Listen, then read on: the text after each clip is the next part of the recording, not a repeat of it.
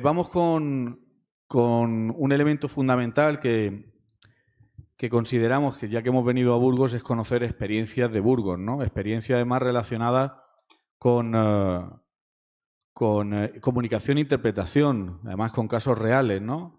Además, casos que llevamos todo el día hablando de volver a la colectividad, dejar lo individual.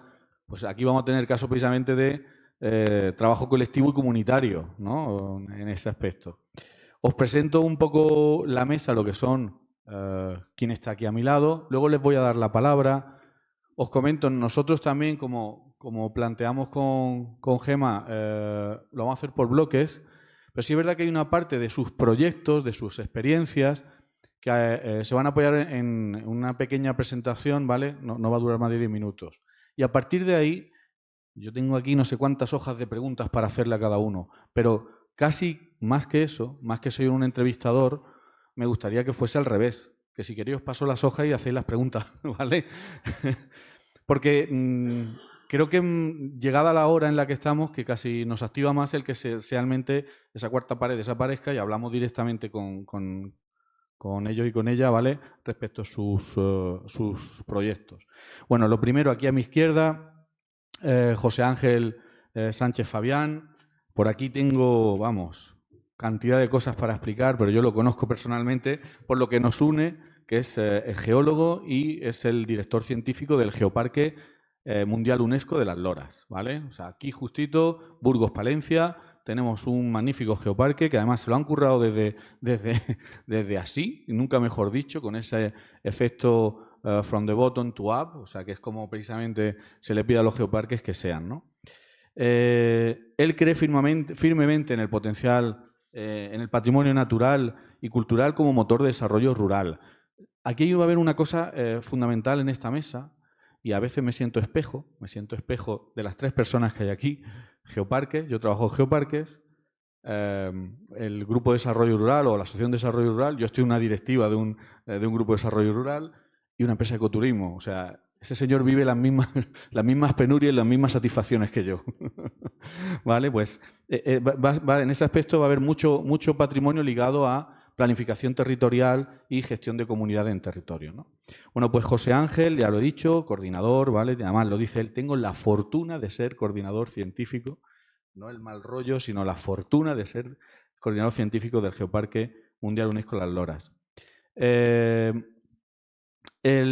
Bueno, ya en la IP creo que el tema de geoparques no hace falta explicarlo mucho, pero sí me hace mucho hincapié en que los geoparques combinan educación, interpretación, investigación, conservación, desarrollo rural y participación social. Elementos que hemos estado pidiendo precisamente hoy en respecto a la comunicación, ¿no? Ahora le voy a dar paso. Cristina, ahora te doy paso para la presentación, doy primero paso también un poco Cristina. Ya lo he dicho, gerente, ¿no?, de la Asociación de Desarrollo de la Comarca Arlanza, estudió Derecho y ejerció de abogada breve periodo de tiempo y le enganchó la semilla del desarrollo rural, ¿no? Pasó a gestionar este ADR que hemos dicho. Al mismo tiempo, aparte de lo que ya sabemos lo que son grupos de desarrollo rural, tiene una experiencia con casas rurales en la población donde vive y, por lo tanto, tiene también el gusanillo del emprendimiento en el medio rural, que también sería para otra jornada, ¿vale? Sería para otra jornada. Y, por último, Rafael Sánchez. Rafa, con tu permiso, no voy a leer todo. ¿Vale? Nació y creció en Espinosa de los Monteros, importantísimo, sigue viviendo en Espinosa de los Monteros, ¿vale? Y él tiene un proyecto de ecoturismo. Él hizo primero el ciclo formativo de química ambiental, después ingeniería técnica forestal en Palencia y, tras trabajar mucho en Burgos y Bilbao, volvió y emprendió en su territorio. Por eso me siento espejo, Rafa.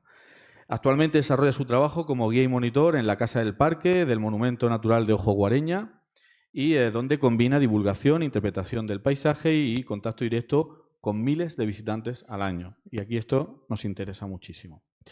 Ha impulsado proyectos de aulas de naturaleza, con centro educativo, voluntarios ambientales, además de divulgar aspectos del territorio, como puede ser en este caso, y está trabajando actualmente con el tema de las orquídeas. ¿De acuerdo? Cultura pasiega, patrimonio natural y cultural de las merindades. Si te parece, lo dejo hasta aquí y nos vas contando ya tu historia. Bien, pues dicho esto, la idea sería que ellos, yo aquí los he presentado un poquito en persona, conociéndolos poco, es que ahora cuenten ellos y ellas su proyecto, que directamente nos salen de su proyecto. Si te parece, José Ángel, ya que estás aquí, sí. Empiezas con Geoparques. Si quieres, te pongo la presentación. Si quieres, ¿este micro? Yo creo que se oye, ¿no? Sí, ¿verdad? ¿Sí? ¿Así? Venga. Vale. Vale, aquí subo el volumen, ¿no?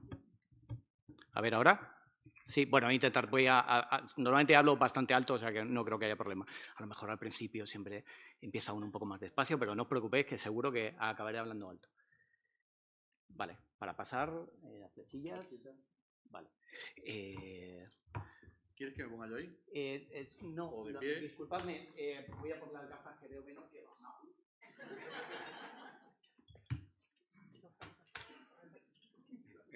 Está en el rango boomer. Le ha llegado la presbicia. Me está llegando, por eso no tenía las gafas aquí. Vale, ya está. Vale, buenas tardes a todas y a todos. Lo primero, agradecer a la IP el que hayan contado con nosotros para participar en estas jornadas. Y darles la enhorabuena, como no podía ser de otra manera, por organizar este tipo de jornadas que son realmente muy, muy necesarias. Como ha dicho Jorge, os voy a contar un poco sobre las experiencias que hemos tenido desde el Geoparque Las Loras relacionadas con la comunicación y con la conservación. Voy a intentar ir muy rápido porque, como siempre, intento contar muchas cosas y tengo muy poco tiempo, así que luego, si queda algo así en el aire, me contáis. Bueno, este es nuestro geoparque, por si hay gente que no es de por aquí. Son 1.000 kilómetros cuadrados de las provincias del norte, de las provincias de Burgos y Palencia. Y es un territorio que atesora un patrimonio natural y cultural excepcional. ¿De acuerdo? No sé si lo conocéis, si no lo conocéis, os invito a conocerlo. El geoparque, de hecho, nace de una necesidad. Empezamos, para que os hagáis una idea, con el proyecto a principios de los años 2000, hace mucho, y nace de la necesidad de la conservación, porque en ese momento había numerosos proyectos, macroproyectos renovables, y desde un grupo de acción local, desde País Románico, se nos encarga un poco un estudio para ver de qué manera podíamos conservar este espacio y cómo podríamos usar este riquísimo patrimonio natural y cultural que ya intuíamos que tenía ese territorio para darle una alternativa a ese desarrollismo industrial que se cernía en ese momento y que, por otra parte, vuelve otra vez muchos años después a ocurrir en estos territorios. Ya sabíamos que la comunicación era muy importante porque, de hecho, si nosotros somos Geoparque, básicamente fue por eso, porque supimos comunicar y supimos llegar a las administraciones para que nos apoyaran muchos años después. Empezamos a principios de los 2000 y en el 2016 presentamos la candidatura, o sea que mucho tiempo. En ese tiempo hicimos una labor, bueno, más o menos intuitiva de la comunicación y fue a raíz de eso por lo que fuimos capaces de entrar en la red. Una vez que ya teníamos un cierto presupuesto o estabilidad, decidimos hacer una estrategia y esa estrategia era bastante clara. Queríamos comunicar el patrimonio, pero queríamos comunicarlo hacia afuera y para nosotros era fundamental comunicarlo hacia adentro, es decir, incorporar a la población local en todos los procesos, tanto de comunicación como de participación social en el proyecto. Teníamos a mano las herramientas que teníamos, hemos ido poco a poco incluyendo otras herramientas que os voy a ir contando en esta charla. Cuando empezamos a tener, como os decía, un poco de presupuesto, lo primero que hicimos era encargar a un profesional un manual de imagen. Queríamos tener una identidad gráfica potente porque entendíamos que eso es básico, entendemos que eso es básico. Hay que comunicar, pero hay que comunicarlo bien, con elegancia, o al menos esa es nuestra inquietud. Y queríamos dar visibilidad al territorio. empezando desde la señalización en carreteras para que no solo la gente de fuera, sino la gente de dentro supiera y fuera consciente de que vivía en un territorio que había sido declarado Geoparque Mundial por la UNESCO, nada más y nada menos. Por supuesto, también hicimos señalización de panelería y de rutas. Al principio la señalización lo hacíamos, bueno, lo hacíamos todo nosotros, absolutamente todo, desde la comunicación hasta el diseño de paneles, y como veis, pues eran bastante, como veis en la parte superior, eran bastante simples, pero siempre queríamos, de alguna manera, no me gusta decir la palabra simplificar, pero queríamos hacer legible la geología, el patrimonio geológico al resto de personas. Una vez que empezamos ya con nuestro manual de imagen, hicimos otro tipo de señalizaciones y empezamos también a querer comunicar otra cosa, ¿no? Hicimos señales por ejemplo, para personas ciegas, o utilizamos la señalización para hacer sensibilización ambiental. En este caso, en esta señal, pone que hay una ruta que hemos diseñado que está cerrada de tal época a tal época por temas de nidificación de aves rupícolas. Desarrollamos folletos. Los folletos, quería poneros estos folletos, que son una serie que hemos hecho que se llama La Geología de las Cosas, y lo que hacemos en estos folletos es traducir de los papers, los artículos científicos, a algo más divulgativo, pero lo que hacemos es conjugar la parte cultural con el patrimonio geológico en este caso, ¿vale? Siempre conjugamos, en el folleto que estáis viendo, es la iglesia rupestre de Olleros de Pisuerga, y nosotros queremos enseñar cuáles son las características y la formación de estas rocas areniscas tan espectaculares de esta iglesia. Para nosotros, por ejemplo, los centros de visitantes también son muy importantes, son lugares para la comunicación, y os pongo un ejemplo. En el centro de visitantes de Villadiego, a la hora de diseñar este espacio, teníamos una decisión importante, que fuera un centro de visitantes de esos que se toca todo, o que fuera un centro de visitantes donde hubiera una especie de espectáculo y donde la protagonista en este caso fuera Celia. Tuvimos la suerte de que el Ayuntamiento de Villadiego se lo creyó, contrató a una persona, y esta persona tenemos la gran suerte de que es una magnífica comunicadora. O sea que salió redondo. Por supuesto, esto me imagino que también lo habéis visto, lo habéis tratado en estas jornadas, el tema de la comunicación digital, que tiene sus cosas buenas y sus cosas malas. Si queréis, después en el debate también podemos entrar, porque hay ejemplos muy curiosos. Esta comunicación, como os decía, es hacia afuera, pero también hacia adentro. Estos canales de comunicación, tanto de WhatsApp o de Instagram, es muy importante también para la población local. Hay mucha gente que se pone en contacto con nosotros a través de Instagram para decirnos cosas. Hay un problema en mi pueblo, ahí pasa esto, es muy importante. Ahora mismo vamos a sacar también una aplicación para, bueno, pues el guiado de las diferentes georrutas que estamos diseñando actualmente. Hemos hecho programas de radio y televisión. En este caso, la foto de ahí abajo, tenemos un programa de radio al mes en Radio Aguilar, y siempre con nosotros viene un protagonista, en este caso es un agricultor, para enseñar los proyectos, en este caso un proyecto de agroecología que estamos sacando adelante con el agricultor. Una de las herramientas súper potentes, si alguien está ahora mismo en un proyecto similar, lo recomiendo muchísimo, aunque es un poco caro, la edición de una revista. Solo lo hacemos cada 4 meses, pero es una revista muy potente, muy cuidada, física, que se puede tocar, y que se reparte en los ayuntamientos y en las entidades colaboradoras, o a través del panadero de Vasconcillos del Tozo, que va repartiendo, además del pan, las revistas que le damos. Es gratuita la revista.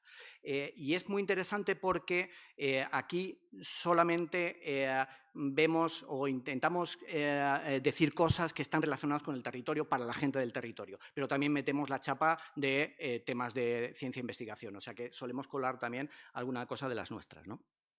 Esa es la revista, como veis, es una revista muy cuidada. También el programa educativo también es para nosotros era una cosa estratégica, comunicar a las generaciones futuras, a estas generaciones tanto escolares del territorio como otros escolares, para nosotros era fundamental. Y tenemos una herramienta que es el cuaderno de campo, que no lo he traído, es una pena, porque es un puntazo, creo que está muy currado y creo que es una herramienta súper potente. Tenemos un programa de investigación en el cual queremos también que, además, entendemos que la investigación per se es fundamental, pero sabemos que más fundamental para nosotros todavía es que los investigadores hagan divulgación de los proyectos que están investigando. De tal manera que, de hecho, es uno de los criterios cuando damos esas becas de investigación, es que tenga una especie de programación para, a modo de talleres, charlas o salidas de campo, que puedan divulgar a la gente de la población local qué es lo que están investigando. Entidades colaboradoras. Las entidades colaboradoras ahora mismo, bueno, somos un territorio muy despoblado, como os podéis imaginar. Tenemos más de 60 entidades colaboradoras y estas entidades colaboradoras son realmente un vector de comunicación del patrimonio natural y cultural de nuestro entorno. Tenemos un acuerdo con ellos, nosotros le damos visibilidad a ellos y ellos dan visibilidad al patrimonio del territorio, haciendo de alguna manera comarca. Voy a ir un poco rápido, ya voy acabando. Algunos ejemplos de geoconservación. Hemos desarrollado algún proyecto de geoconservación. Esta foto que veis aquí es la recuperación de unos troncos, de unos benetitales, unos troncos fósiles que estaban en el pantano de Aguilar. Hemos hecho diferentes proyectos de recuperación, sobre todo paleontológico, pero también hemos desarrollado otros programas en los que para mí ha sido muy importante implicar a la población local dentro de estos programas de conservación, desde voluntariados, de limpieza de espacios, inventariado de lugares de interés geológico vulnerables, de tal manera que esa implicación de la población local para nosotros es fundamental, no solo por lo que se puede aprender, sino también por lo que ellos puedan comunicar después. Con esta ya acabo, creo que me he pasado del tiempo, pero bueno, algunas consideraciones finales. Simplemente que entendemos que la comunicación, la buena comunicación, evidentemente esencial, creo que eso todos estamos de acuerdo. Entendemos que la comunicación hacia afuera es algo que es como obvio, pero para nosotros quería darle relevancia precisamente a la comunicación hacia adentro, es decir, la comunicación hacia la población local. A menudo estos proyectos tienden a hacer una mirada hacia afuera y se olvida un poco de lo local, ¿no? De la gente de dentro. Para nosotros creo que ha sido fundamental y creo que ha sido el factor clave del éxito del geoparque. Por supuesto, tiene que ser una comunicación adaptada, no os voy a contar nada a vosotros, ni más ni menos, y de calidad. Ahí sí que me gustaría también comentar, por supuesto, la comunicación de calidad, pero esa parte estética hemos visto que es importante. La revista esta que estamos editando tiene mucho éxito, entre otras cosas, porque está muy cuidada la maquetación, las fotos son muy buenas y eso creo que es bastante relevante. Solamente hablando de los desafíos, quería contar un poco la historia de esta fotografía que probablemente resume todos esos desafíos que veis ahí. Hace un par de años alguien puso en las redes sociales el secreto mejor guardado de las loras, un edificio topacio espectacular, una cascada espectacular, dio la ubicación y a partir de ese momento empezó a ir mucha gente. El señor que vivía allí, nosotros conocemos, no a todo el mundo, pero mucha gente, tenía nuestro teléfono, nos llamó y nos dijo, oye, ¿qué está pasando? Que está viniendo mucha gente aquí, se están subiendo por la toba, están destrozando la toba. Nos dimos cuenta, nos pusimos en contacto con la persona que había hecho esta publicación, le dijimos, por favor, quita la ubicación, la quitó, por supuesto, ¿cómo va a quitar la ubicación?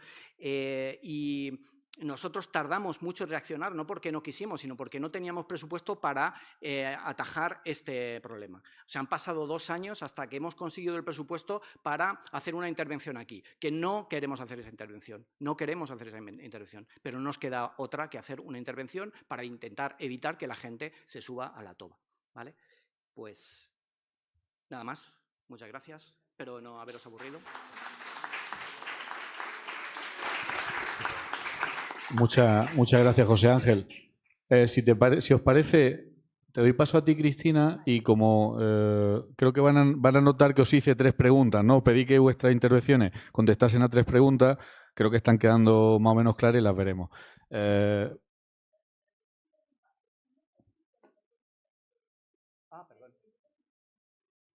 Sí, dice, no pasar de aquí, por favor, la toba es muy frágil. La intervención no es esa, ¿eh? Eso no lo pusimos nosotros, eso lo puso él. Esto lo puso él. No, perdonad, disculpad, es verdad. Este cartel, después de llamarnos por teléfono, nos llamó y nos dijo, bueno, esto es lo que pasa, y cuando fuimos a verlo, él ya había puesto este cartel. Él y su familia, es la única familia que vive en ese pueblo, no viven más personas. O sea que es un poco... esa parte de la implicación de la población local que entendemos que es básica para la conservación de estos espacios. Y además con un palabra geológico, ¿eh? Toba. Bueno, pues Cristina, cuando quieras, si quieres, pongo el... Sí. ¿Te pones aquí si quieres? Sí, sí.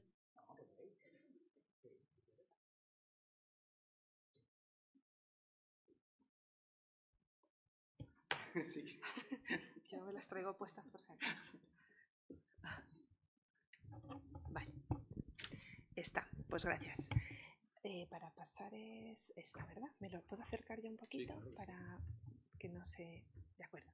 Bueno, pues muchas gracias, muy buenas tardes y gracias de manera especial a la Asociación para la Interpretación del Patrimonio y de una manera personal, no lo puedo evitar, pues también a UTI, que es quien contactó conmigo y bueno, pues quien se acordó de que podía venir aquí a contaros algo por razones de vecindad, fundamentalmente, porque estamos prácticamente en los mismos pueblos. Y porque además hemos colaborado bastante en los últimos años. De hecho, estos días por ahí trasteando por la oficina, no sé si te acordarás, Uti, de esto, que lo hicimos ya hace prácticamente 20 años, 18, 20 años. Aquí aparece también Miguel Ángel Pinto a través del aula de medio ambiente que está por aquí. Ahora no le veo, pero le he saludado al entrar. Y que además aquí sabéis que también este trabajo salió también de las manos de alguien a quien recordaréis, que era Nutri, con quien desde aquí pues, se colaboró. Y me parecía especial traerlo hoy porque todavía guardamos papel, cada vez menos, pero sigo habiendo papel. De manera muy breve sí que quiero poneros en contexto del por qué estoy aquí y del porqué de los proyectos. Yo lo que voy a hacer es centrarme en un par de ejemplos, bueno, un tercero que no estaba previsto, pero que ha sido noticia en estos días. Os voy a citar 3 ejemplos de cómo desde la Asociación para el Desarrollo de la Comarca de la Arlanza trabajamos o ponemos en marcha iniciativas relacionadas con la divulgación, la preservación y la comunicación del patrimonio de nuestros pueblos, de nuestras zonas rurales. Me imagino que aquí estáis muchas personas con vinculación con los pueblos y, por tanto, conoceréis el trabajo que realizamos este tipo de asociaciones de desarrollo rural. Fundamentalmente gestionamos lo que se llama el Programa de Desarrollo Rural LEADER, la iniciativa LEADER, que son fondos de la Unión Europea, el Ministerio de Agricultura y la Junta de Castilla y León, fundamentalmente enfocados a diversificar la economía en las zonas rurales, aparte de lo que es la agricultura y la ganadería, que lógicamente en los pueblos el campo es y tiene que seguir siendo lo más importante porque es de donde comemos en la ciudad, pero paralelamente a esas políticas agrarias, que son la PAC, la Unión Europea pues, también decidió apostar por la diversificación en las zonas rurales y por eso surgió la iniciativa LEADER, los programas LEADER. Uno de ellos gestionamos desde la asociación en la que estoy, en la provincia de Burgos, en concreto en gran parte de lo que es la ribera del río Arlanza, pero también llegamos hasta el Arlanzón, por tanto hasta el alfoz sur de la ciudad de Burgos. No hay a lo mejor una identidad territorial geográfica muy clara como puede haber en las Merindades o en la Ribera del Duero, pero la finalidad es que todos los territorios rurales queden cubiertos por este tipo de iniciativas y puedan ser susceptibles de ayudas. Una metodología que ha mencionado José Ángel, de abajo, bueno, perdón, lo has mencionado Jorge, disculpad, pero tú también has mencionado el trabajo de los grupos de acción local, de abajo arriba, esa metodología bottom-up, teniendo en cuenta el territorio, teniendo en cuenta ese factor de cohesión social que es tan importante en este tipo de proyectos. Simplemente porque veáis un poco la localización, en la provincia de Burgos estamos 7 asociaciones de esta naturaleza gestionando estos programas LEADER. Veis más o menos en el medio esa manchita blanca es el término municipal de Burgos y debajo estamos ADECOAR, la asociación en la que trabajo yo. Y hay una de ellas, una séptima SOPIVA, que está incluso compartida con la provincia de Soria. Hablábamos antes de tener los micrófonos abiertos de lo importante que es que no haya fronteras, ¿no?, entre los territorios, porque un visitante, una persona interesada en el territorio, le da igual dónde empieza o acaba la provincia, dónde empieza o acaba una comarca, lógicamente. Hay que superar esas fronteras. Y dentro del objetivo, los objetivos principales que tenemos desde este tipo de asociaciones de desarrollo rural, que fundamentalmente conducen a pelear o a trabajar por mejorar las condiciones de vida de la gente, de las personas del medio rural, sobre todo a través de vías de participación y de gobernanza bajo ese modelo de colaboración y de abajo arriba que ya mencionábamos. Lo hacemos principalmente a través de 2 líneas de actuación. Una, principalmente enfocada a las personas emprendedoras de nuestra zona, personas que quieren montar un negocio o que si ya lo tienen quieren mejorar los procesos o quieren diversificar o quieren ampliar. De alguna manera específica tenemos también un programa de apoyo a mujeres emprendedoras en el ámbito rural tan necesarias para fijar formación. Eso sería una línea de actuación, y una segunda, con la que ya enlazo de manera más clara con lo que me trae hoy aquí, es otra línea de actuaciones enfocadas a fortalecer la identidad de territorio a través de proyectos de naturaleza turística o de participación social. Veis aquí algunos de los ejemplos que voy a mencionar y también otros. Pues tenemos toda una red de senderos, cada uno con lógicamente sus paneles explicativos, sus QRs que llevan a plataformas web donde está toda la información. No me voy a detener en ellos más que en los 2 ejemplos que quería traeros hoy aquí, pero quien tenga interés, en nuestra página web adecoar.com podéis encontrar todos estos recursos y más. Y fundamentalmente me voy a centrar en 2 ejemplos de proyectos a través de los que se está preservando y se está divulgando, se está por tanto comunicando recursos patrimoniales de nuestros pueblos. Y además con el valor añadido de que no son unos proyectos específicos de la comarca en la que yo trabajo, sino que en el caso del primero, Te enseño mi pueblo, es un proyecto que ahora mismo ya se encuentra implementado a nivel provincial en toda la provincia de Burgos. Y luego hablaré también del proyecto Museos Vivos, que nació en el ámbito de Castilla y León y ahora ha salido también de ese ámbito territorial. Empiezo por Te enseño mi pueblo, que es un programa de voluntariado que prácticamente por el nombre se explica solo. Comenzó la Asociación de Desarrollo de la Ribera del Duero con ello hace unos años y en nuestra zona después lo replicamos. Tenemos ahora mismo, de los 72 municipios que se encuentran adheridos al ámbito territorial de Adecoar, 14 poblaciones en las que tenemos 2 o 3 personas voluntarias que lo que hacen es, como dice el nombre, enseñar su pueblo.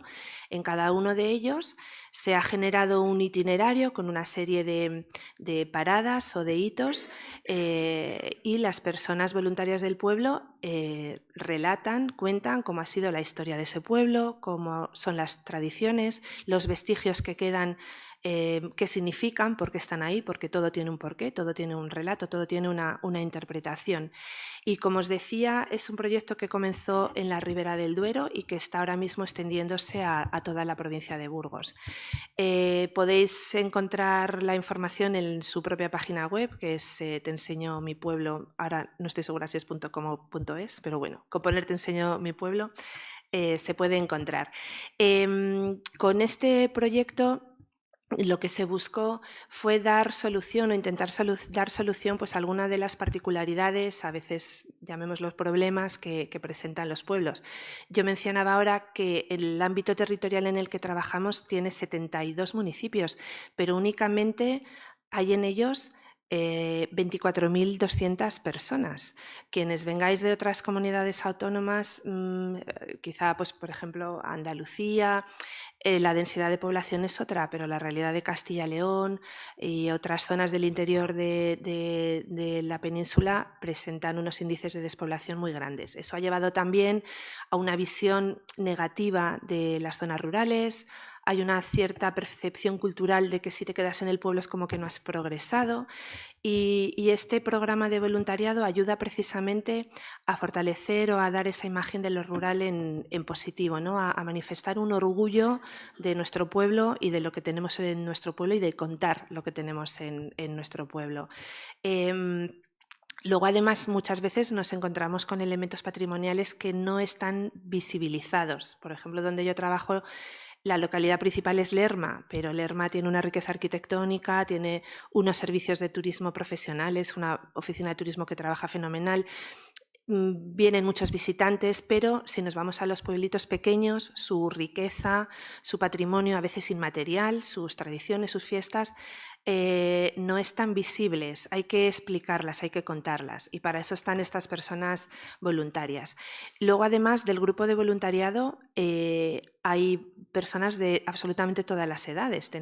Hay bastantes personas que se encuentran ya jubiladas, que tienen otra disponibilidad de tiempo y por tanto es más fácil que puedan prestarlo, pero hay también estudiantes. Entonces esa relación intergeneracional que se produce entre mayores y jóvenes, eso es muy, muy, muy enriquecedor.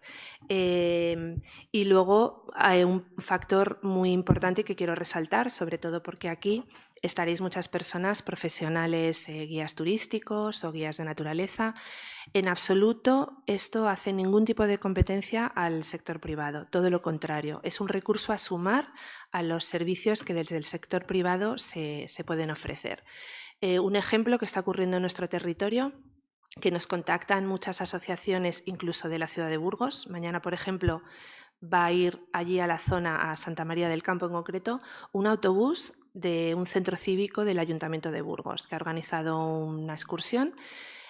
Conocieron este proyecto, se interesaron por ello ya el año pasado, ya han visitado algunos de los pueblos y siguen visitándolos. Y no solo van al pueblo en el que están las personas voluntarias a enseñarlos, sino que además nos preguntan, ¿y qué más podemos hacer para llenar ese día de excursión? Pues les decimos dónde pueden comer y les ponemos en contacto, les decimos dónde hay una bodega que pueden visitar y donde pueden comprar vino, o si hay alguien que elabora miel y la vende, o si hay, no es en nuestro territorio porque solo está la oficina del ERMA, pero si hubiera una persona guía turística o medioambiental, se le pondría también en contacto para que completasen esa jornada. Quiero decir con esto que los recursos que vienen desde el sector público están ahí para que nos sirvamos de ellos y si somos profesionales del sector privado, lo sumemos a nuestra oferta y a enriquecer el servicio que podamos dar. Nunca, nunca va a ser una competencia.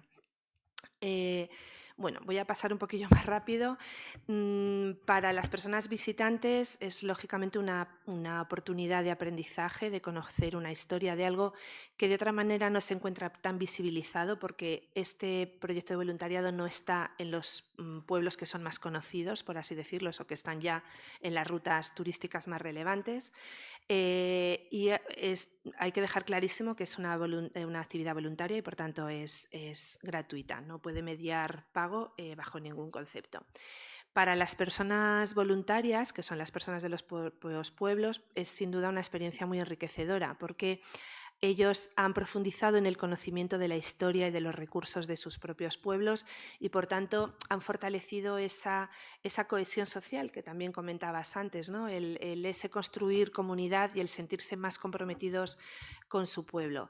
Ese factor de relación intergeneracional, también en relación interpueblos, nos está pasando mucho que asociaciones culturales de un pueblo van a visitar los pueblos vecinos, que parece mentira a veces que lo tengamos al lado y que no lo conozcamos. Entonces, es un proyecto que en realidad es sencillo, pero que está proporcionando mucho conocimiento del propio patrimonio o de los recursos cercanos.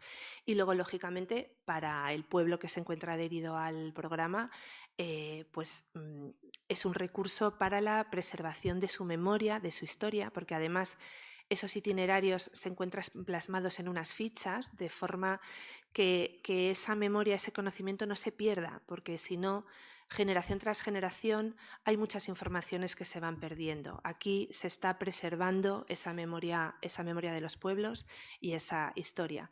Lógicamente contribuye a que el patrimonio se conserve y contribuye, como decía antes, y que quiero insistir, ayudar a apoyar o a consolidar los negocios locales. Esa parte es muy importante. De hecho, siempre la visita acaba en el bar para que se haga gasto. Eso es fundamental. Y os paso rápidamente algunas fotografías de algunos de los pueblos en los que se realiza este programa de voluntariado. No os he comentado, en cada pueblo esa ficha o ese itinerario, ese guión, gira en torno a un hilo conductor. Todos los pueblos tienen un relato, pues los hay que tienen muchos palomares o los hay que tienen a lo mejor murales o que tienen manantiales. Entonces se busca siempre un elemento que sea común o que sea un hilo del que tirar y sobre el que construir ese relato y diseñar el itinerario, ¿vale? Aquí veis en Castrillo-Solarana, por ejemplo, el edificio de las antiguas escuelas, que se encuentra perfectamente conservado y se puede visitar.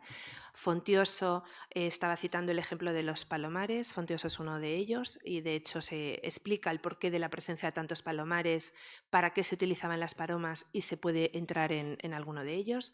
Mecerreyes, que tiene la suerte de contar entre sus vecinos a un escultor, Ángel Gil, que ha dejado su obra a lo largo de todo el pueblo y el itinerario sigue las esculturas de Ángel Gil. Aquí veis una del Cid Campeador, y son esculturas relacionadas todas ellas con la vida tradicional y los oficios tradicionales en el pueblo. Ese es el relato que se cuenta en Mecerreyes. Solarana, que como veis en esta foto hace honor a su nombre con esa puesta de sol tan maravillosa, tiene un monte fantástico. También aquí tiene un itinerario en torno a unos murales hechos también por una persona del pueblo.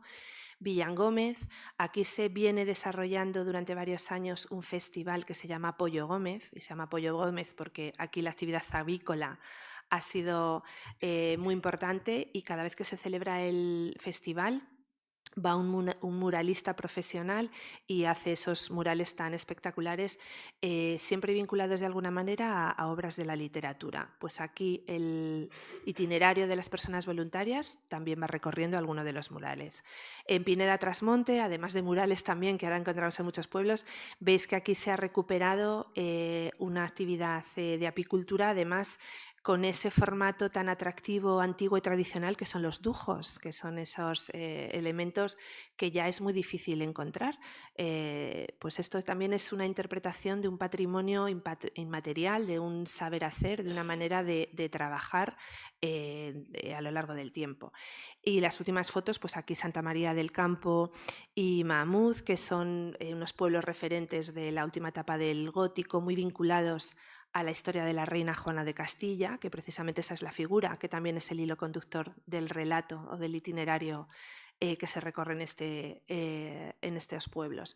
Y el segundo proyecto que os quería comentar, voy a intentar ser un poco más rápida, es la red de museos vivos, quizá también lo conozcáis. Es un proyecto que comenzó justo antes de la pandemia para dar solución a muchos centros de interpretación y muchos espacios museísticos que en la década de los 90 se habían abierto precisamente con fondos europeos, con fondos LEADER, y por motivos de despoblación, de falta de recursos financieros o de recursos humanos también muchas veces, se iban cerrando y se empezaban a deteriorar.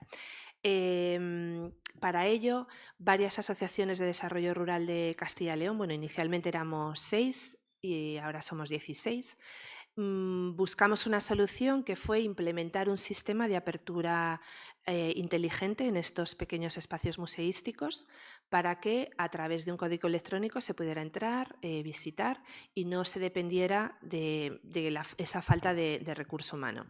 Que aquí vuelvo a insistir en que en ningún momento esto sustituye el trabajo de las personas ni el contacto de las personas, porque como habéis visto antes en las fotos del programa de voluntariado, uno de los elementos que visitaban era esa escuela de Castelló Solarana, que también es un museo vivo. Ahí va un grupo con, o sea, quiere decir que esto no es incompatible con que se puedan hacer visitas, pero está la posibilidad de que se puede entrar de manera autónoma y, por tanto, no está sujeto a una disponibilidad de fondos. A lo mejor ahora en 2016 no es ya tan novedoso, porque es verdad que a raíz de la pandemia la digitalización nos ha invadido, pero esto comenzó en el año 2019 y por entonces no era un sistema que se estuviera utilizando en el turismo, al menos en el ámbito rural, pero cambió la manera de visitar, esa disponibilidad de 365 días al año, prácticamente todo el día, a cualquier hora del día, y el amoldarse esa flexibilidad de grupos con número de visitantes, pues facilita sin duda alguna las visitas. Es tan fácil como entrar en la página web museosvivos.com, ahí se elige el centro, el espacio museístico que se quiere visitar, se elige la fecha, la franja horaria y a eso sí hay que dar bastantes datos personales de identificación. Se recibe por correo electrónico un código y se marca en un teclado que hay a la puerta y se abre. Se abre la puerta y además se encienden las luces y los sistemas de audio y vídeo que hay en todos estos museos se comienzan a activar audios y vídeos que explican el contenido de esos museos, que explican, que divulgan el patrimonio que tratan de preservar.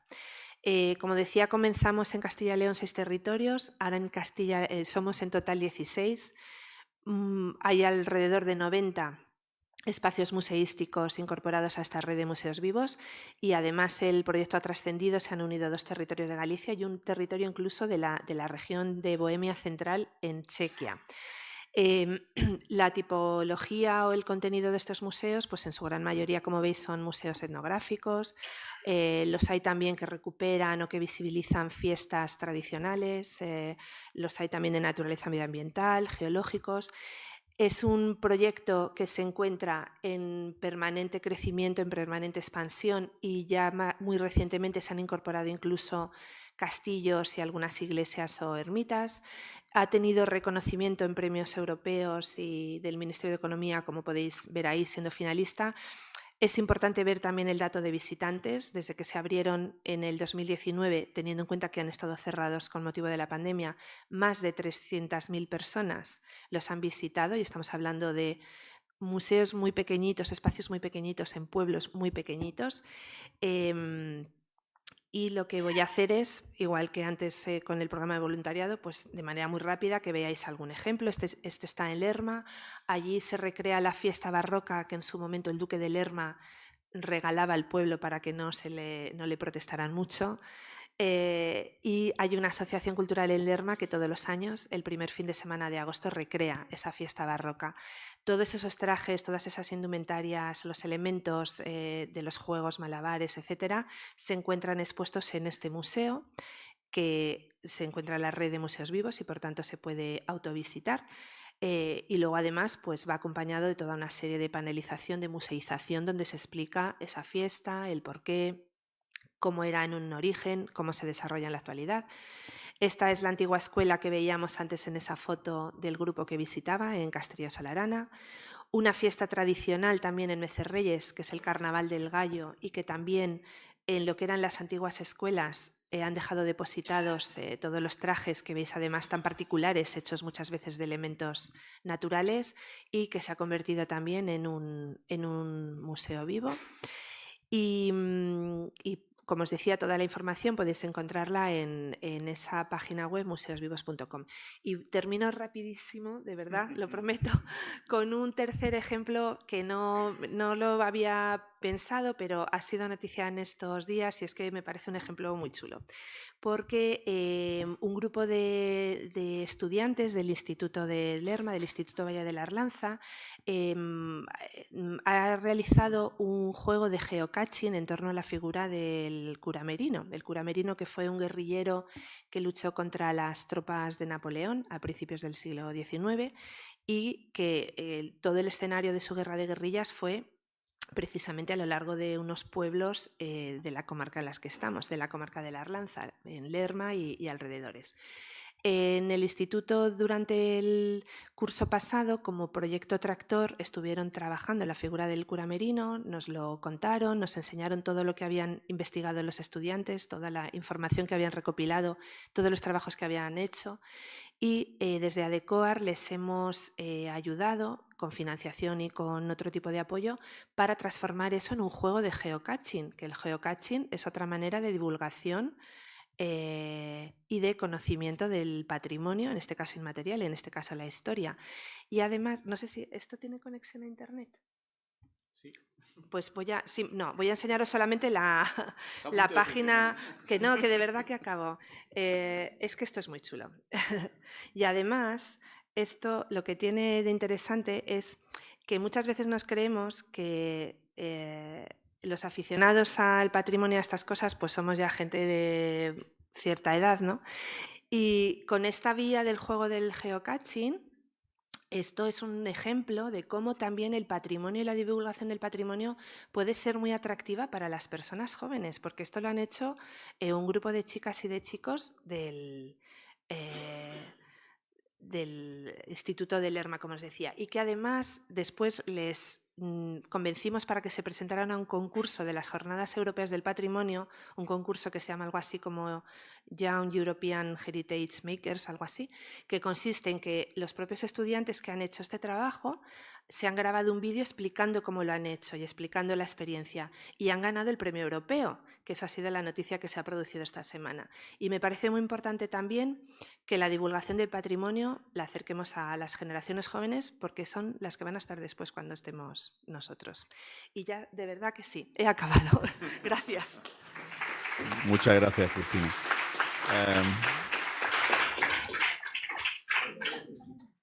Siguiente, Rafa Sánchez, Raspano Ecoturismo. Hemos terminado, adiós.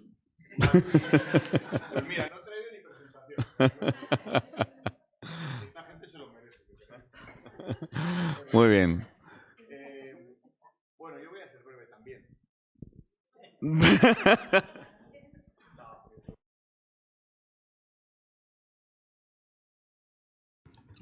No estoy acostumbrado a hablar con el micro. Voy a hablar más bajito entonces.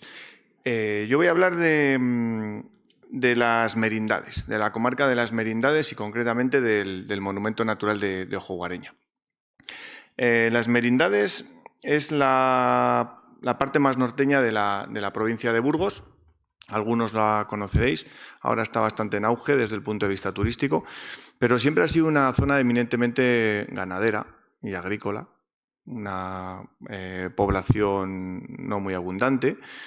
Ahora estamos en torno a unas 22.000 personas y hay 27 municipios en la comarca de las merindades.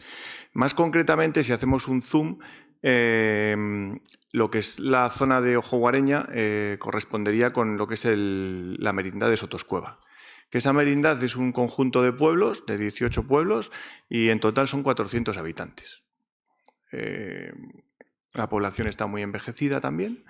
Y ahí, pues ahí está uno de los complejos kársticos más grandes, más largos, más grandes del mundo. Es la 25ª cueva más grande del mundo y la 4ª de España. El territorio se declaró... Bueno, voy a empezar un poquito antes. Las exploraciones de ese complejo de cuevas comenzaron en los años 50. Las exploraciones fueron realizadas por el Grupo Espeleológico Edelweiss y poco a poco, de forma sistemática, se fue explorando y topografiando la cueva desde el año 56 pues, prácticamente hasta nuestros días. En los años 70 encontraron una serie de yacimientos arqueológicos y a medida que la exploración ha ido avanzando, pues se han ido encontrando cosas interesantes. Hasta que en el año 96 se declara ya monumento natural. Dentro de la red de áreas naturales protegidas, no sé si sabéis, en Castilla y León hay una red de áreas naturales protegidas. Habrá como 30 y pico espacios de diferentes categorías. Pues hay paisajes protegidos, parques naturales, monumentos naturales y reservas naturales. Y Ojo Guareña pues, se declara en el año 96 como monumento natural, con el objetivo principal de proteger ese complejo de cuevas que tiene Ojo Guareña. Y con ello, hace 30 años también, pues empiezan a hacer visitas guiadas a lo que es el interior de la cueva, pero más concretamente al interior de la cueva ermita de San Bernabé, que es como el imán turístico uno de los imanes turísticos de las merindades y el imán turístico de la merindad de Sotoscueva. Y bueno, pues en el año 96 pues visitan la cueva 7.000 personas aproximadamente y de forma prolongada durante todos estos años va subiendo. Os voy a decir más o menos los datos cada 5 años. En el año 2000, 15.000 personas, en el año 2005, 22.000, en el año 2010, 23.000, en el año 2015, 27.000, en el año 2019, me quito el 20 que fue anómalo, 40.000, y luego en el 25 pues estamos en 70.000 personas que visitan una cueva, en un entorno rural en el que la población empadronada pues son 400 habitantes. Entonces, en el año 2006, hace 20 años, se crea lo que es la casa del parque del Monumento Natural de Jugareña, que es, como sabéis, en las redes de áreas protegidas de Castilla y León, pues cada área protegida tiene una casa del parque, que es un lugar expositivo, pero que cumple una serie de funciones, que es donde yo trabajo y es de lo que quería hablaros. ¿Y qué hacemos desde el año 2006 en la Casa del Parque? Pues muchas cosas. Se comienza, sí que es cierto que ya han pasado 20 años y se comienza de una manera y hoy pues se siguen haciendo las cosas, haciendo muchas cosas, pero se hacen otras cosas diferentes porque la vida cambia.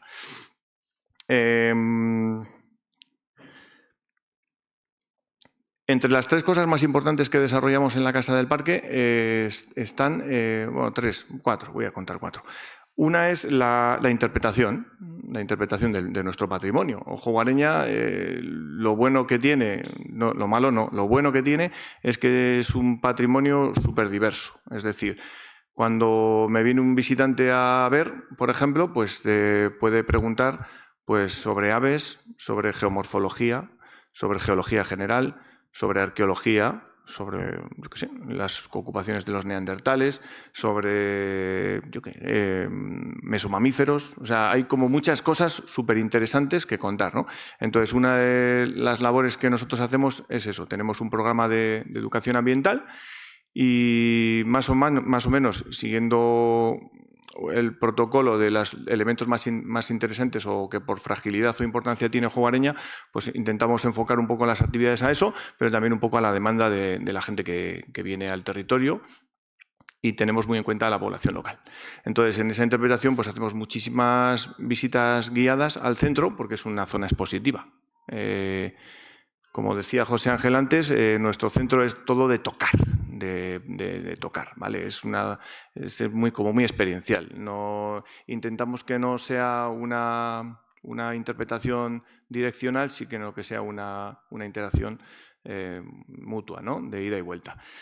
Y nos apoyamos en todos esos recursos que tenemos, pues una sala de proyecciones, pues hay un laboratorio donde podemos investigar y ver por unos microscopios la fauna cavernícola que hay dentro de la cueva, que por cierto muchas especies son únicas en el mundo, o podemos llevarnos unos sellos con las diferentes pinturas y grabados prehistóricas que tiene Jugareña.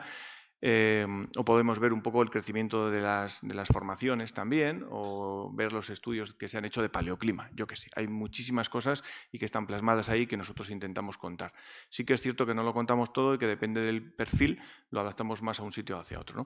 O tenemos también una recreación de una cueva donde bueno, pueden meterse en una cueva y disfrutar de los diferentes tipos de formaciones, cómo crecen, por qué, cuánto tardan en crecer, lo típico, ¿no? Interpretación muy variada, diferentes perfiles y durante todo el año. La segunda pata que desarrollamos es el tema de la educación ambiental. Pues bueno, pues desarrollamos talleres permanentes todos los años, entre ellos unos talleres de orquídeas que también se llevan haciendo en el Geoparque, muy interesantes, pero hay una serie de talleres permanentes, digámoslo así. Luego hay otros talleres puntuales, desarrollamos conferencias o charlas prácticas, al ser posible, y cursos prácticos también para que la gente conozca cosas del patrimonio. Pues cursos de huellas y rastros, pero eminentemente práctico, que toquen, que, bueno, el tema de los excrementos igual no tanto, pero que disfruten de las huellas, de los indicios que dejan los animales, de los picotazos de los picapinos en las bellotas, yo qué sé, de cosas así, ¿no? Pero que sea como muy experiencial, porque eso es lo que realmente la gente se lleva.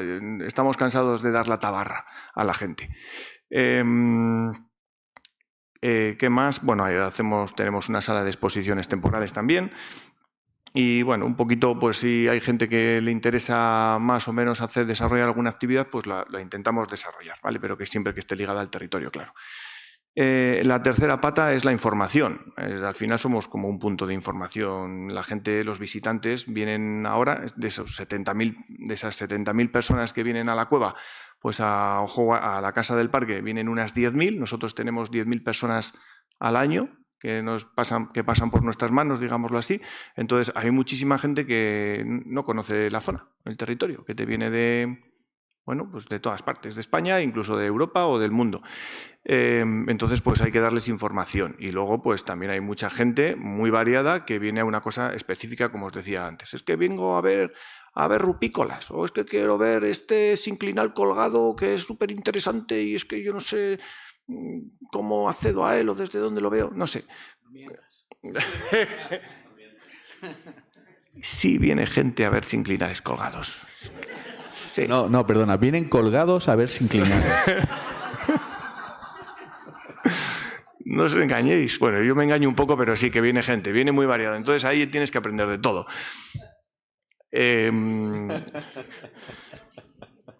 Poca gente, sí, poca gente. ¿Ves? Ya me habéis liado. Había hecho yo aquí un...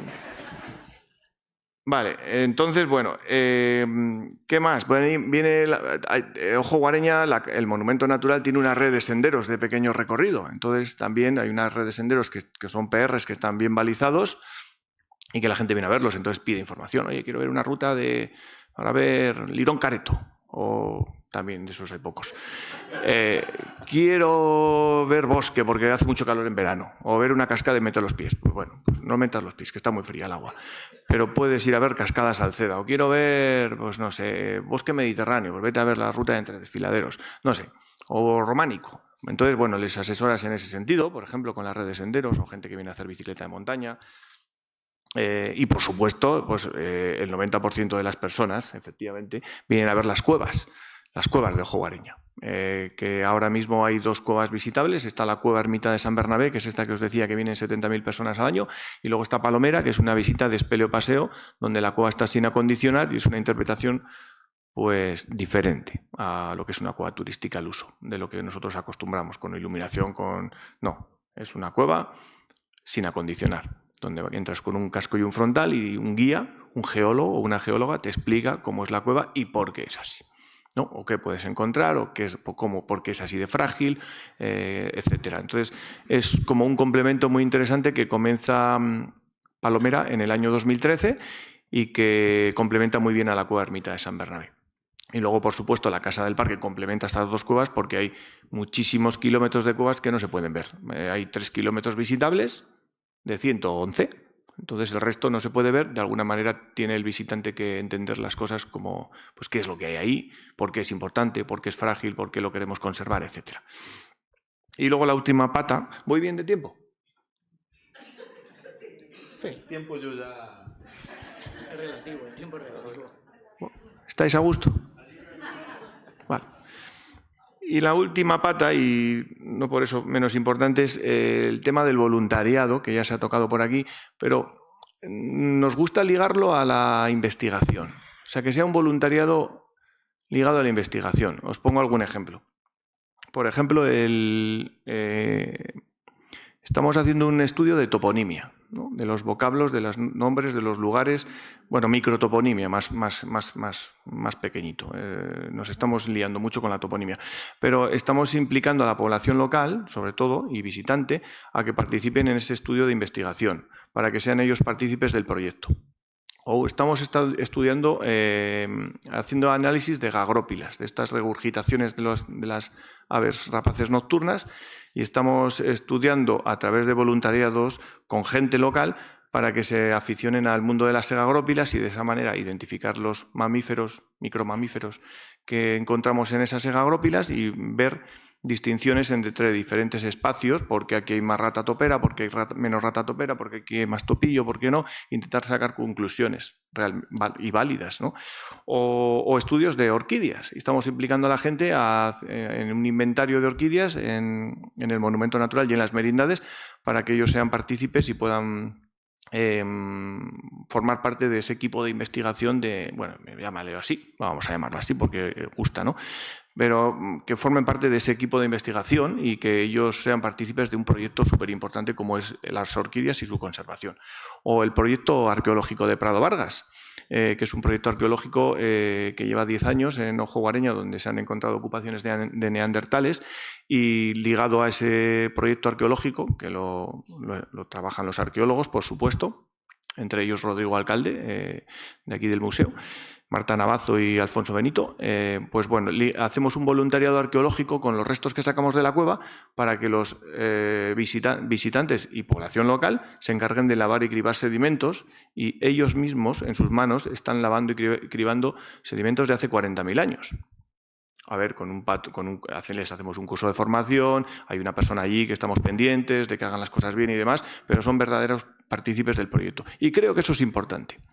¿Por qué? Porque como decían por aquí, Cristina, les empoderas, creas una población empoderada, una población partícipe del desarrollo turístico o patrimonial del territorio, y creo que es una pata importante que no deberíamos de olvidar en lo que es la gestión de los espacios.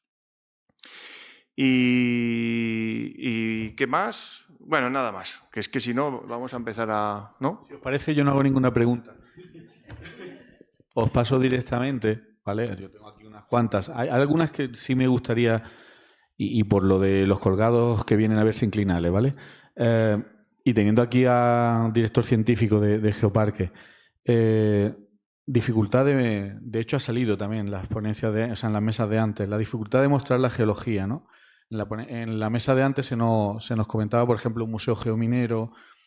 Yo como geólogo tengo contestación, que es que cuando voy a un museo del Prado necesito a alguien que me explique los cuadros.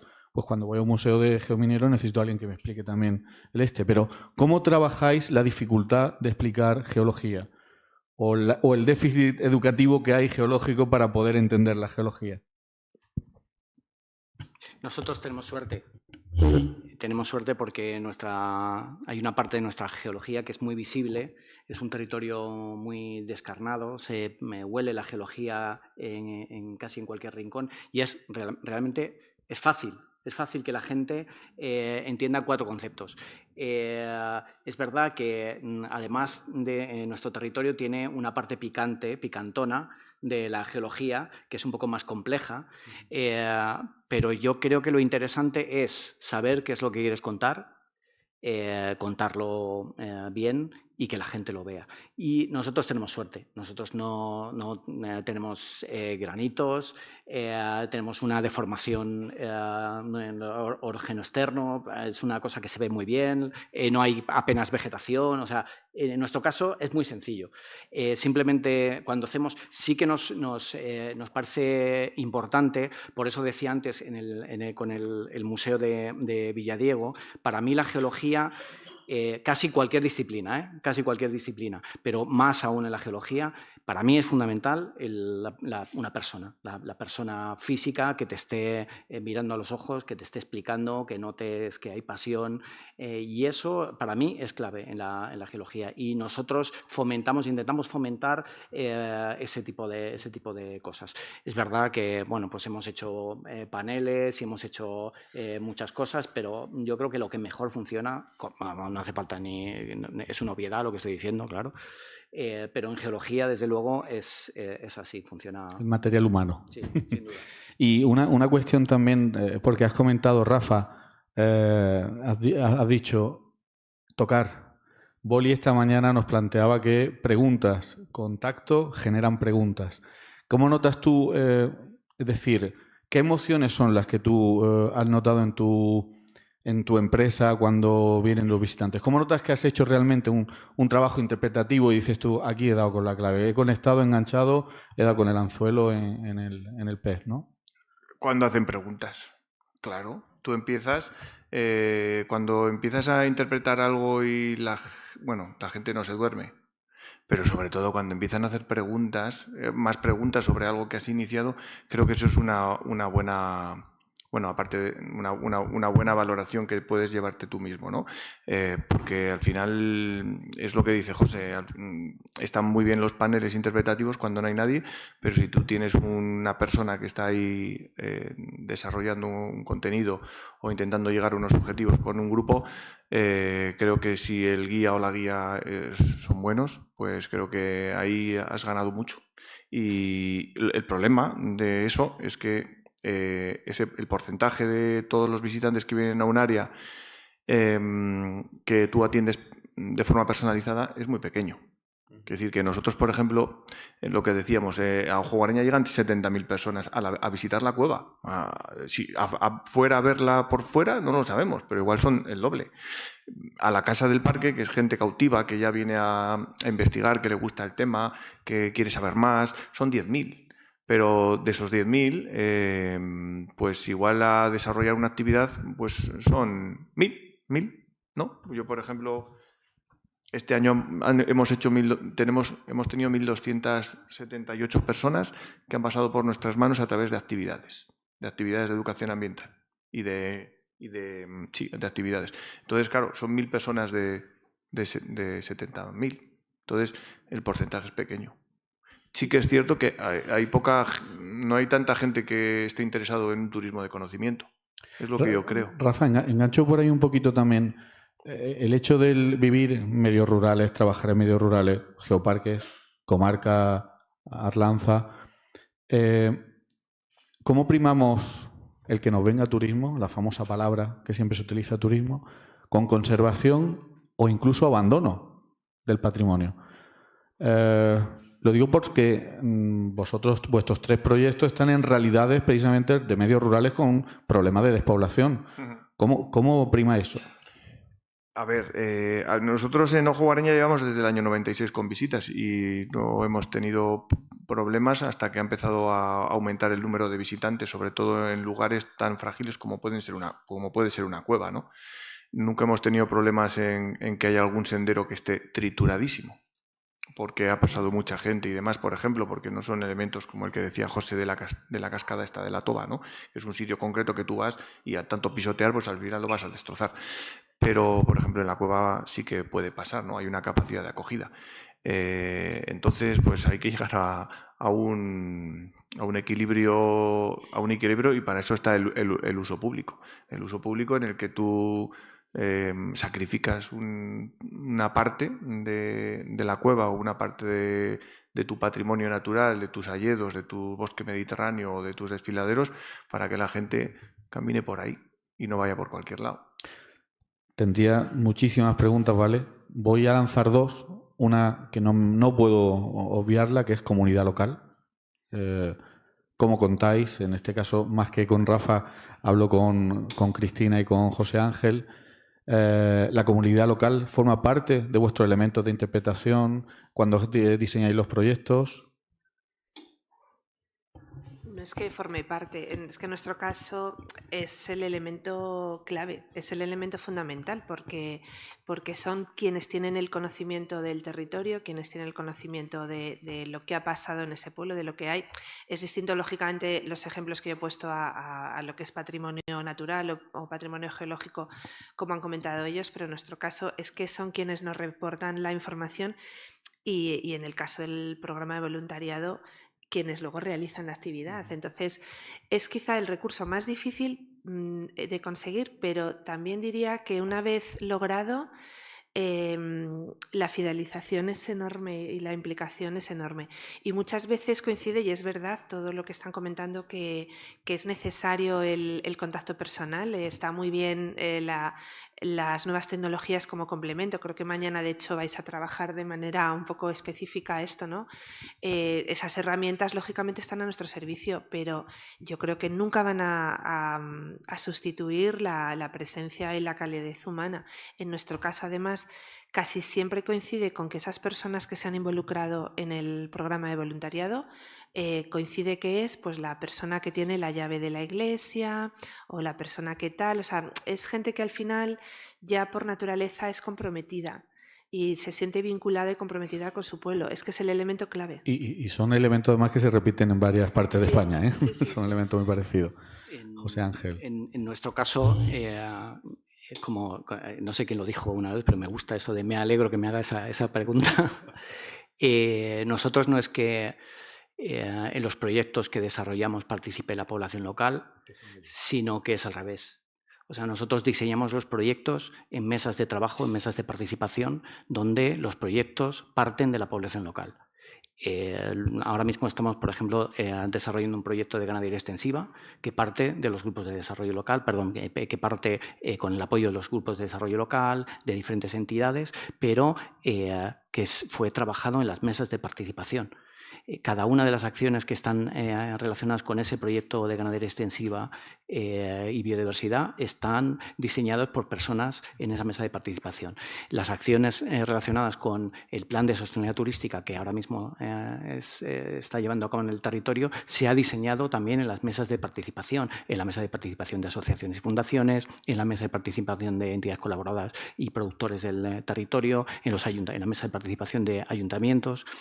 Para nosotros, esa parte estratégica, tal vez seamos un poco frikis y seguramente porque estamos como muy metidos dentro de la filosofía de los propios geoparques y de la filosofía líder también, no entendemos que los proyectos se hagan de otra manera.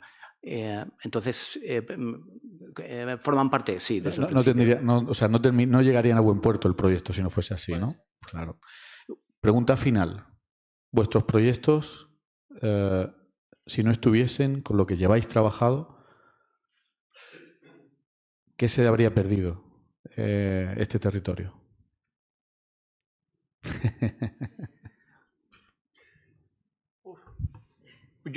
Bueno, ya que he sacado este melón, voy a liarme un poco. Fíjate la gente que ha pasado en este caso, por Ojo Guareña. Hemos hablado de, no sé, igual casi 1 millón de personas ha visitado la cueva desde el año 96. 800.000 y pico. Pero te voy a poner el pero. Voy a abrir esto a todo el mundo. Perdón. Nos encanta el pero y el conflicto. No. La Merindad de Sotoscuela tiene 400 habitantes. Población envejecida. 2 restaurantes, un bar, 2 bares y poco más. No hay nada. O sea, si la gente cuando viene y demás dice, ¿hay panadería? Yo sí. Cuando oigas un ruido por ahí, es el panadero, corre a por él. No hay panaderías. ¿Hay supermercados? No hay supermercados. Tienes 2 restaurantes y 2 bares. Y no hay más. Y pasa 1 millón y pasan al año 70.000 personas por ahí. Es increíble. Entonces, ¿dónde está el problema? ¿Qué pasaría si no estuvieran las cuevas abiertas? ¿Que habría 200? No sé. No hay gente joven. La gente joven, es que, claro, ya estamos hablando de otro tema, el tema de despoblación, de tema rural, de desarrollo rural y demás. Pero la gente joven en un pueblo en el que hay 50 casas no se queda. Se va a Espinosa, a Villarcayo, a Medina, porque si tienen, yo qué sé, si tienen niños, pues tienen que ir a comer al comedor, tienes que llevarles en transporte público, que ni tan mal en autobús que hay, ¿vale? Pero la vida se te complica. Yo pongo el ejemplo, por ejemplo, de los amigos de mis hijos que viven en un pueblo pequeñito, donde yo trabajo, en Quintanilla, en Barcenillas. Todos los días los padres tienen que ir a Espinosa, sí o sí, porque quieren jugar con sus amigos. Podrían no ir. Entonces, sí, hay oportunidades, pero tiene que ser, yo creo que son oportunidades, pero yo creo que deben de estar complementadas con otro tipo de negocios también. No, tú, por favor. Bueno, en nuestro caso directamente lo que se perdería sería la memoria de los pueblos, ¿no? Gran parte de patrimonio inmaterial que se va transmitiendo generación tras generación y que va quedando visibilizada pues, en esos espacios museísticos o en esas fichas que he comentado que reflejan esos itinerarios.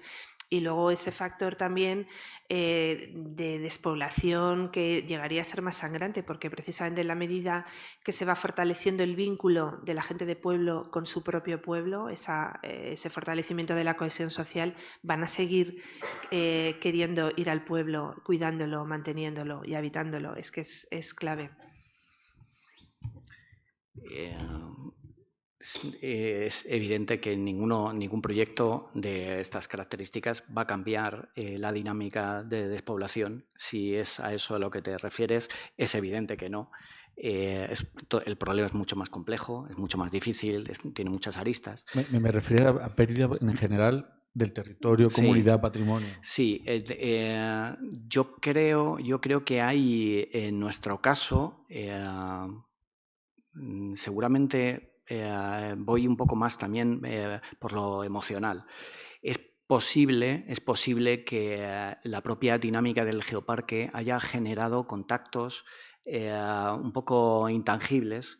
El hecho de trabajar con diferentes mesas de participación y que esas propias mesas de participación ya muchas veces sean autónomas y realicen proyectos por su cuenta, uniéndose a asociaciones de pueblos absolutamente diferentes que nunca habían tenido contacto, creo que esa semilla es de la que estoy más orgulloso, más allá de nuestro granito de arena cuando haces un proyecto relacionado con la ganadería extensiva, con temas de agroecología o con temas de turismo, ¿no? Pero yo seguramente me quedo con eso, ¿no? Me encanta porque precisamente una de las cosas que hemos hablado en lo de antes es que necesitamos volver a sentarnos, volver a hablar, volver a tener espacios de diálogo. Lo hemos hablado justo en las ponencias de antes, ¿no? Entonces creo que con esto, si os parece, paso turno ahora sí a quien quiera preguntaros directamente. Micro, por favor. Jacinto y aquí, Alicia, sí, Alicia. Hay una cosa que se ha comentado que yo no estoy de acuerdo, bueno, que yo no lo veo así, ¿no? Que no estoy de acuerdo. Cuando uno diseña una exposición, los paneles, desde luego, yo creo que deben de ser lo suficientemente atractivos, etcétera, etcétera, etcétera, para que nadie te lo tenga que explicar, ¿no? No es que yo he ido al museo de tal y necesito que me lo expliquen. Unos paneles bien hechos equivalen a muchísimas cosas. Evidentemente no tiene que ver con que hay una persona a la que le puedas preguntar y que te pueda atender y reforzar cosas o tener dudas, pero precisamente aquí hay gente que diseña exposiciones fantásticas que lo que no necesitas es a nadie que te las explique, ¿no? Sí, bueno, yo estoy de acuerdo. Quiero decir que hay buenos paneles y malos paneles. Lo que para mí es evidente que un panel, por muy bueno que sea, no es comparable a un buen guía. Es lo único que he dicho, no he dicho nada más. Me parece, y me parece un buen panel, me parece realmente una obra de arte. O sea, que alguien haga un panel y que ese panel se entienda y que realmente interprete lo que estás viendo, me parece una auténtica obra de arte y es súper difícil. Me parece una genialidad cuando encuentras un panel en el campo y dices, ostras, qué guay, qué guay. Pero bajo mi punto de vista, el panel está guay, pero un buen guía es una pasada. Claro, lo que ocurre es que un buen guía puede atender a 1000 personas, sí, claro, y un panel a 70.000. O sea sí, eso es verdad, pero también hay una contrapartida con eso. No sé si, por ejemplo, en mi territorio quiero 70.000 personas. A lo mejor quiero 10.000 personas, porque esas 10.000 personas que van con guía, ese guía además va a hacer labores de sensibilización, va a cuidar, ¿no?, un poco toda esa parte. Que no quiero entrar en eso, que estoy de acuerdo contigo y que es necesario, creo que los paneles son necesarios en algún caso, creo que son necesarios. Yo vengo ahora un poco de esta parte de decir, ostras, no sé, me estoy cuestionando mucho, ¿no?, de encontrarme un panel en determinados sitios, ¿no? Pero estoy de acuerdo contigo, no quiero polemizar porque estoy de acuerdo. Alicia. Yo quería preguntaros acerca de los proyectos que habéis hablado de voluntariado con población local, si realmente, ¿me veis?, cuando los estabais diseñando, estabais ya pensando qué aceptación o qué participación iba a haber. Si luego os habéis encontrado más de lo que os esperabais, menos, y me gustaría que me contarais un poco. Yo es que vengo de una zona rural también, con muy pocos habitantes, y todo lo que planteas para la población local es bastante complicado, porque muchas veces tú les preguntas qué queréis hacer, en qué queréis participar, muchas veces para poner en valor su patrimonio, para recuperarlo. No, preferimos que nos lo hagan las administraciones, o sea, que nos venga hecho por las administraciones. Pero luego otras veces, cuando una administración quiere hacer un proceso de participación o tal, muchas veces luego la gente no asiste o te dicen no cuentan con nosotros si realmente les presentan el proyecto ya hecho. Entonces, sí que tengo la duda de cuando vosotros estabais planteando estos proyectos de participación, si realmente luego os habéis encontrado una respuesta mejor de lo que esperabais, peor, o sea, la realidad. Pues mira, precisamente por eso antes dije que el factor clave es el humano, que a la vez es el más difícil, pero que después también resulta el más gratificante. Y yo creo que el método tiene que ser mixto, lógicamente, y también en nuestro caso participamos o promovemos esas mesas de participación que también comentaba José Ángel, ¿no? Todos esos planes estratégicos que tienen que hacerse desde el territorio. Y yo creo que tiene que darse en la doble vertiente, de escuchar, pero también de aportar ideas o a lo mejor de enseñar proyectos que se hacen en pueblos vecinos o en zonas parecidas. Eso, poner en la pista de lo que en otros sitios está funcionando, yo creo que eso es buena idea. En nuestro caso, además, se ha producido un efecto llamada. Comenté que comenzó en la Ribera del Duero, ahí empezó a funcionar bien y en nuestro caso es que precisamente fue un pueblo, el de Pineda Trasmonte, el de La Miel en los Dujos, que habéis visto en la foto, que nos vino un día una persona, yo andaba ya con la mosca a decir, tenemos que hacer esto, tenemos que conseguir, a ver si encontramos gente. Y justo una persona de ese pueblo vino y me dijo, es que en la Ribera del Duero están haciendo esto, está funcionando, ¿por qué no lo intentamos? Y comenzamos con ese pueblo. ¿Y qué pasa? Que luego hay un efecto llamada, porque cuando los de cerca se enteran, también quieren. Y de hecho ahora hemos tratado de frenar un poco la incorporación de pueblos nuevos porque también genera mucho trabajo la elaboración de esas fichas, hay que formar a las personas voluntarias porque hay una ley de voluntariado y hay que formar a esas personas y hay que cubrirles con un seguro de responsabilidad civil y a terceros. Entonces tiene también su parte un poquito burocrática, que si cada semana viene un pueblo no terminamos de montar el proyecto, ¿no? Hay que también dosificar. Pero cuando algo funciona, hay un efecto llamada, de verdad. También hay que trabajarlo mucho, no, nada es aquí la panacea. Y en ese sentido es que está saliendo muy bien y luego la respuesta también de personas interesadas en visitarlo está siendo muy alta. Os comentaba antes que desde toda la red de centros cívicos del Ayuntamiento de Burgos organizan excursiones a conocer estos pequeños recursos y luego incluso entre los propios pueblos de la comarca se van moviendo de unos pueblos a otros para conocerlos. Es empezar de menos a más, de mínimos y luego ello se va sentando y va creciendo. Perdonadme, Gracias. nos tenemos que ir. Agradeceros, ¿vale?, a vosotros vuestra participación, el haber venido. Muchísimas gracias y nos vemos en otra, ¿vale? Muchas gracias.